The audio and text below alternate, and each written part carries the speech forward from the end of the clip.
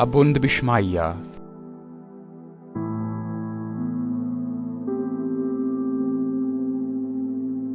يتقدس شماخ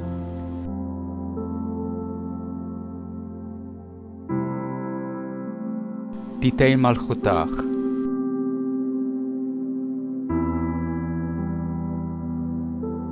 تهير أتاخ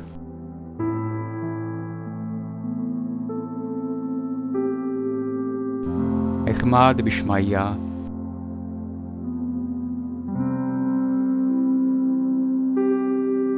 كين أف بير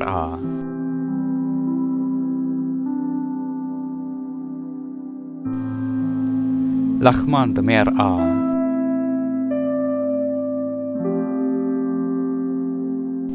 هبلان يوما دين umachra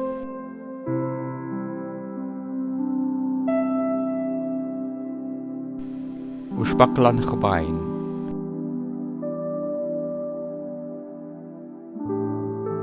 heykhma af shbaqlan chobayn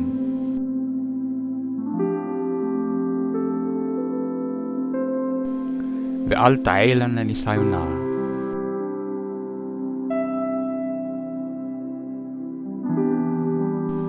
elad selan min bisha.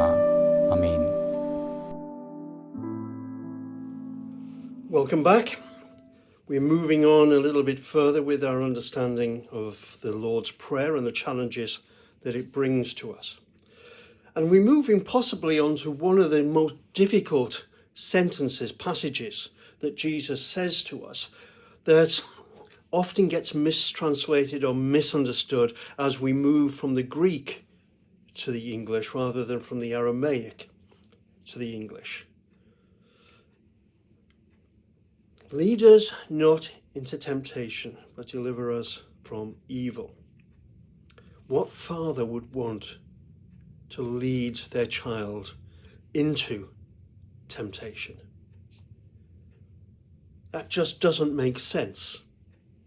When we've looked at what it means to be the father, the relationship, the intimacy, the connection, and that it's without the limits, that in all of heaven, everything of heaven is available to me because he is our Father. There are no limits to who can approach him as Father.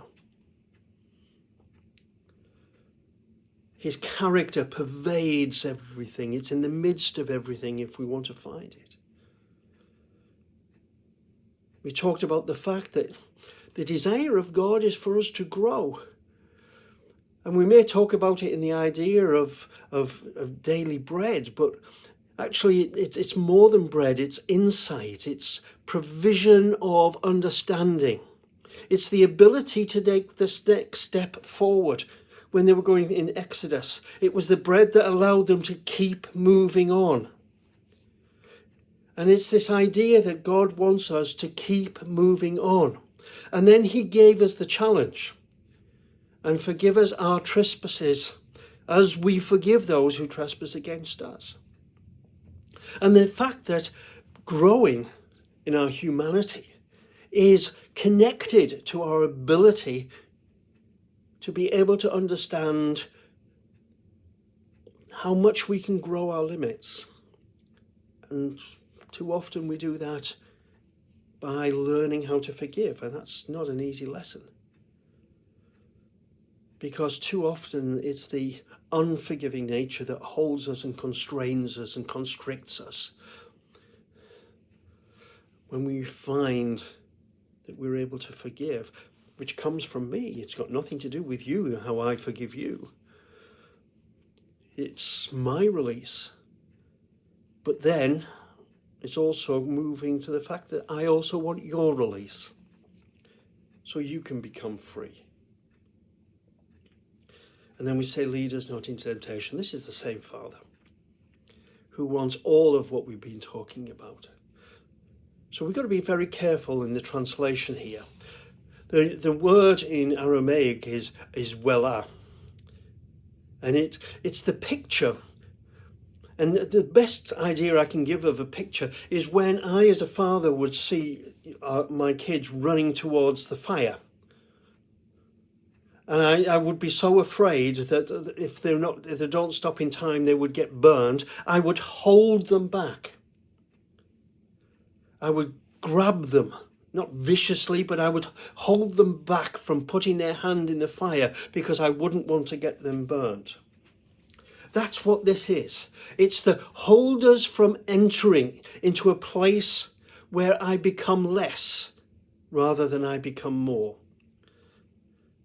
In fact, the word that is used in Aramaic, that we use as temptation, actually means forgetfulness. It's more about forgetfulness than it is about temptation. It's about those moments when I get consumed by the ideas of the world and I put down the ideas that take me beyond my limits and make me more like God. It's very connected to the idea of the Torah. And it was a transgression not to do the things of the Torah. And so here was this idea that if I forget the Torah, I lose something of what I can become. Another word that can be used within that phrase is the word materialism, when I become consumed by something that is not the better me. But I'm consumed by that which is around me, near me. And I forget that which is, beyond that.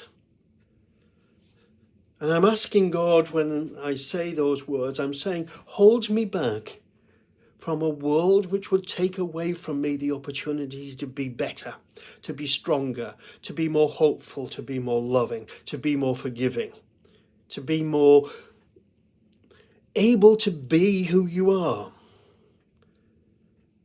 And too often the things of the world, the things that I feel become responsibilities, they overshadow those things that allow me to see him.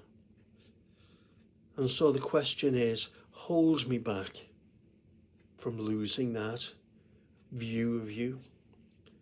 We sing a chorus in the Salvation Army. It's an old chorus now, but we sing it still occasionally. Turn your eyes upon Jesus, look full in his wonderful face, and the things of earth will grow strangely dim in the light of his glory and grace. Sometimes we lose the ability to see the glory because we get caught up in the immediacy of life, living, and survival.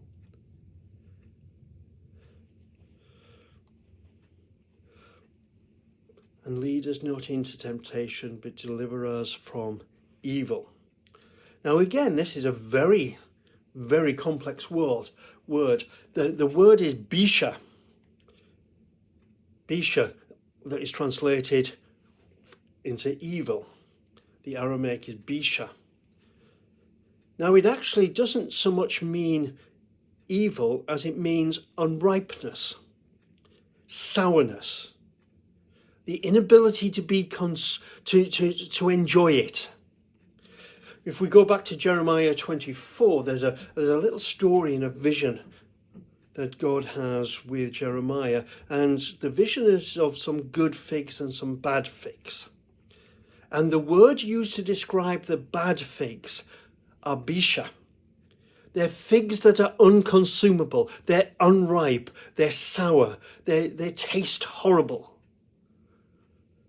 And so we're asking here in this phrase, we're asking, hold us from those things that would consume us from the world in which we live, that would take away our attention, that would consume us in time, in an effort, in our emotions, that make us become filled with stressfulness and anxiety. Hold us from stepping into those places, Father, and release me from the life that makes my life unripe, makes it sour to the taste. That's stress that makes each day hard, makes each aspect difficult, where my relationships with people become strained because I'm angry and I make comments and I'm either passive aggressive or I'm just plain aggressive.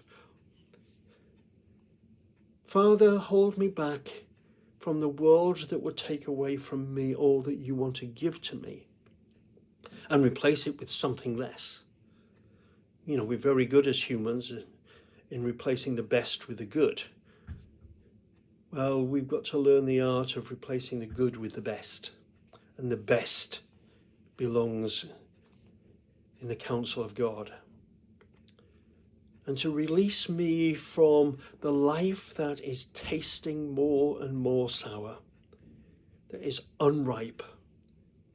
Make me a good fig, not a bad fig, an unripe fig. You see, this prayer is just saying so much to us about the fact that this is what our Father wants for me, wants for all of us. That my life may be filled to the measure of all the fullness of God, as Paul writes in Ephesians chapter 3. So I hope that as you pray this prayer, wherever you pray it, not only will you learn some of the difficult challenges as I forgive others, but you will also take on the responsibility that, Lord, hold me from becoming consumed by the world in which I live, that my world becomes sour to the taste both for me and for others. As Jesus said, I have come that you may have life and have it to the full. And I pray that may be your experience. God bless you.